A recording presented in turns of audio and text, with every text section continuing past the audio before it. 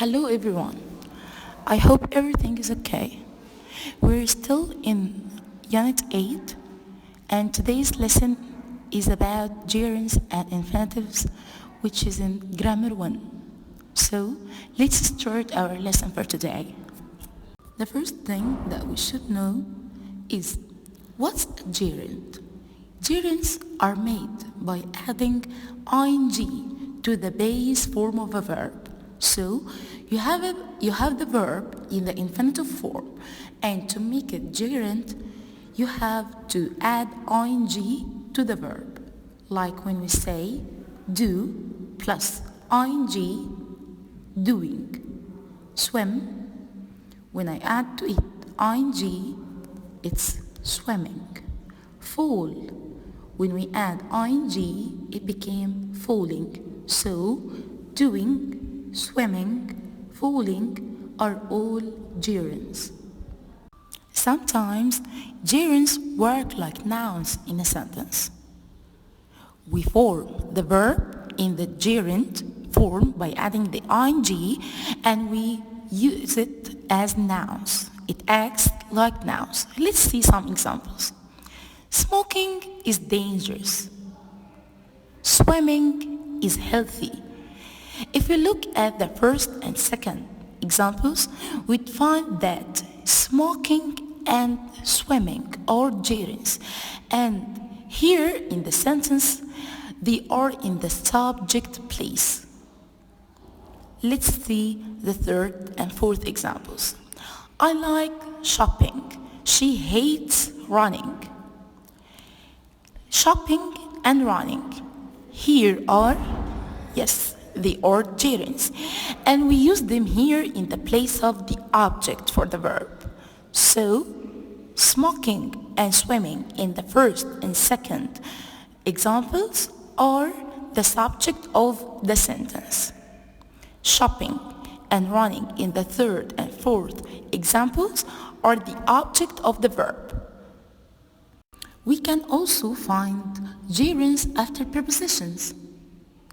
The gerund is the only form verbs take after a preposition, like on, in, by, with, under, through, at, after, before, as, of.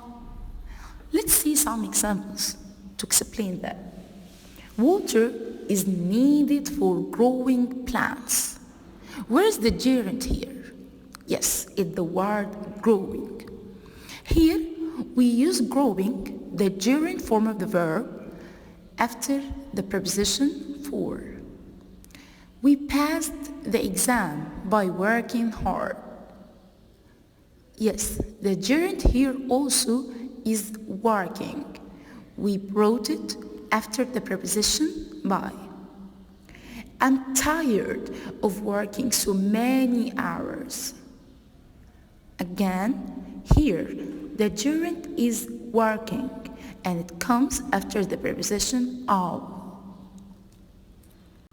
Like we said before, our lesson today is about gerunds and infinitives.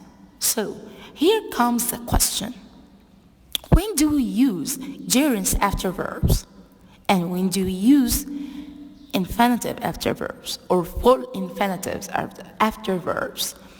All these questions have the same reply. Unfortunately, there are no patterns for such rules. We must memorize which verbs are followed by gerunds and which are followed by infinitives, which we'll get to in a moment. Sometimes we find some sentence with two verbs. The first verb is, we can call it the king, that will decide the form of the second verb.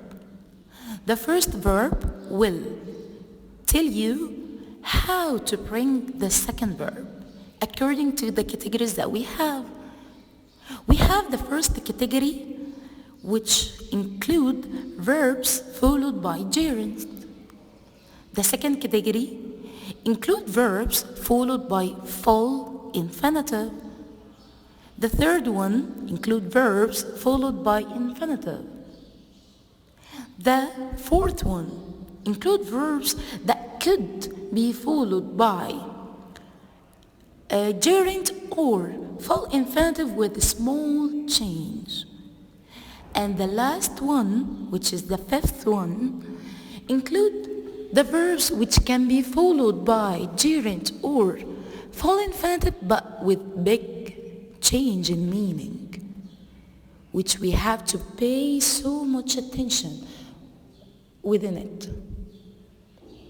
So, let's now see the first category. The category of the verbs that should be followed by gerunds. Here, we're gonna say the king's names, which will decide that the second verb after them or their follower would be gerunds. They are admit, avoid, consider, deny, enjoy, keep, mind, miss, recommend, risk, suggest, be good or bad at, consider, imagine, appreciate, be interested in, delay, feel like, involve, talk about, can't help, finish, look forward to. Yes, you heard it right. Look forward to. Oh, you're gonna ask here, how come we have to and we will follow it with gerund? Yes, it's a verb. Look forward to is a verb which included in the category of the verbs that should be followed by gerunds. So pay attention to it. Let's complete the category. Practice, think of, be capable of, can't stand, dislike, give up, mention, succeed in. Like when we say, Sarah admitted going to the court early in the morning. You must avoid talking with strangers. I enjoy playing tennis every weekend with my family. Now comes the time to see what's infinitive. The infinitive of the verb is the basic form of the verb. There are two forms of infinitives. The first form is the bare infinitive, like when we say swim, live, eat, play. And the second form is the full infinitive, when we bring to before the bare infinitive. We call it full infinitive, like when we say to swim, to live, to eat, to play. We can use the full infinitive after adjectives, like when we say, I'm happy to see my friends. Here, happy is an adjective, and I bring after it the full infinitive, to see. We were surprised to get the first place. Where is the adjective here? Surprised.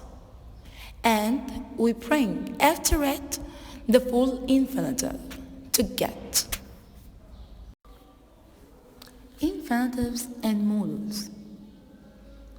The modal verbs are can, could, have to, must, might, should, ought to. They are verbs always take the per infinitive. We say, we mustn't be late for class. We had to write an essay this morning. Infinitives and modals. The modal verbs are can, could, have to, must, might, should, ought to. They are verbs always take the per infinitive. We say, we mustn't be late for class. we had to write an essay this morning. Let and make are the verbs which are in the category of the verbs followed by infinitive, bare infinitive. Let and make are followed by an object pronoun and the bare infinitive. Again, with let and make, we put the object pronoun and then the bare infinitive. Let's see some examples. My parents let me go out with my friends, but I can't stay out very late. Here we see that let is the verb. After it we put an object pronoun, me, and then we brought the bare infinitive verb, which is go. Let's see the second example. Romantic poems make me cry. Here, the verb make. After it, we brought an object pronoun, me, and then the bare infinitive verb, cry. Now it's the time for the third category, the category of the verbs followed by the full infinitive. Agree, arrange, be able to, choose, decide, expect, hope, manage, offer, prepare, promise, refuse, seem, want, afford, ask, help, manage, pretend, want, agree, attempt, expect, hope, wish, appear, be pleased, be able, feel, intend, plan, refuse, would like, arrange, happen, learn. For example, we can say that I want you to help me. He managed to succeed. Rhonda offered to help me in the housework. My dad promised to bring me a car when I succeed. Here we come to the fourth category of the verbs that could be followed by both full infinitive or gerund with the same meaning. What are these verbs? Begin, start, continue, love, prefer, and hate. I can say that I hate exercising, or I hate to exercise. Both of them are correct. I hate exercising or I hate to exercise. I love swimming or I love to swim. Again, both of them are correct. I love swimming or I love to swim. Now, could you give me some more examples for the rest of the verbs? Yes, I know that you can because you are so clever. Finally, the last category, the fifth category and the most important one that you have to pay so much attention to these verbs. Why? Because these verbs can be followed by both full infinitive or gerund with big change because the meaning here differs. What are these verbs? They are remember, forget, regret, stop, go on, try, like, and hear. Again, you have to pay attention because if you follow the verb with gerund, it will differ if you follow it with two infinitive. So according to the meaning that you want to say in the sentence or you want to express, you will use the full infinitive or the gerund. Let's begin with the verb remember. What is the difference between remember if it's followed by full infinitive or gerund? Let's see these examples. Frank remembered mailing the letter. It means that Frank had a memory that he mailed the letter. It was a past action. He saw it in his mind. But if I say that Frank remembered to mail the letter, it means that Frank remembered that he needed to mail the letter. Then he did it. He mailed the letter. He didn't forget to mail the letter. Verb stop. Sonia stopped eating ice cream. She doesn't eat ice cream anymore. Sonia wants to say or to tell us that she gave up eating ice cream. She doesn't eat it anymore. So that's why we here say Sonia stopped eating ice cream. But if we say that Sonia stopped to eat ice cream, it means that she stopped another activity to eat ice cream. For example, she was driving a car and she stopped her car to eat the ice cream. She interrupted the activity that she was doing to eat this ice cream. Forget.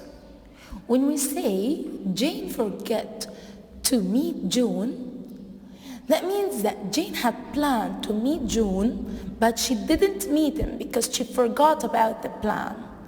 But if we say that Jane forgot meeting John, it means that Jane met John, but afterwards she didn't remember that. She forgot all about the meeting. Verb go on. When I say I will go on playing till I reach the next level, it means that I will continue playing or continue doing something. But if I say I went on to become a computer game designer, it means that I'll do something new or different. Have you got the difference here? Regret. When I say I regret eating so much food at the party, it means that I'm sorry about something that happened. I regret about something happened. But if I say I regret to inform you that your application hasn't been successful, it means that I'm sorry that you're going to say something. I'm sorry about the thing that I'm going to tell you about. Like, when I say, do you like being an actor? So here I'm asking you if you enjoy being an actor. But if I say, to stay healthy, I like to eat 3 pieces of fruit a day, it means that I think it's the right thing to do. When you think that it's the right thing to do, you bring to an infinitive after like. But if you want to express the enjoyment, you enjoy something, you bring gerund after the verb like. Try.